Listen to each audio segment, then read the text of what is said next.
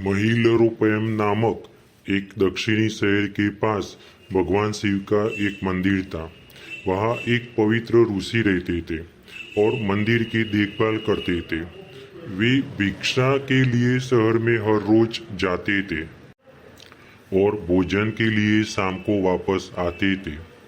वे अपनी आवश्यकता से अधिक एकत्र कर लेते थे और बाकी का बर्तन में डालकर गरीब मजदूरों में बांट देते थे, जो बदले में मंदिर की सफाई करते थे और उसी सजावट का काम किया करते थे। उसी आश्रम में एक चूहा भी अपने बिल में रहता था और हर रोज कटोरे में से कुछ न कुछ भोजन चुरा लेता था। जब साधु को एहसास हुआ कि एक चूहा भोजन चोरी करता है, तो उन्होंने इसे रोकने के लिए सभी तरह की कोशिशें की। उन्होंने कटोरे को काफी ऊंचाई पर रखा ताकि चूहा वहां तक पहुंच न सके, और यहाँ तक कि एक छड़ी के साथ चूहे को मार भगाने की भी कोशिश की, लेकिन चूहा किसी भी तरह कटोरे तक पहुंचने का रास्ता ढूंढ लेता और कुछ भोजन चुरा लेता था।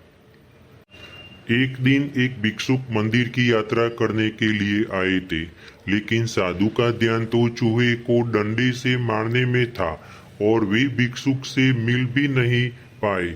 इसे अपना अपमान समझ भिक्षुक क्रोधित होकर बोले, आपके आश्रम में फिर कभी नहीं आऊंगा, क्योंकि लगता है मुझसे बात करने के अलावा आपको अन्य काम ज्यादा महत्वपूर्ण लग रहा है।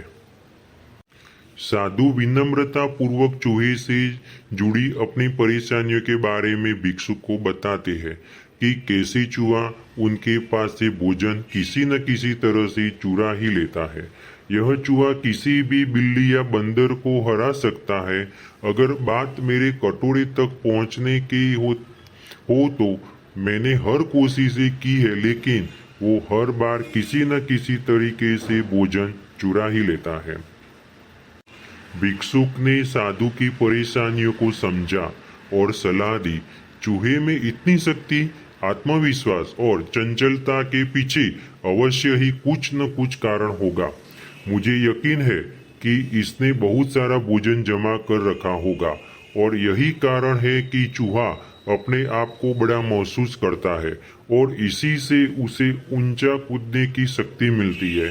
चूहा जानता है कि उसके पास कुछ खाने के लिए नहीं है, इसलिए वो डरता नहीं है। इस प्रकार साधु और भिक्षुक निष्कर्ष निकालते हैं कि अगर वे चूहे के बिल तक पहुंचने में सफल होते हैं, तो वे चूहे के भोजन के भंडार तक पहुंचने में सक्षम हो जाएंगे।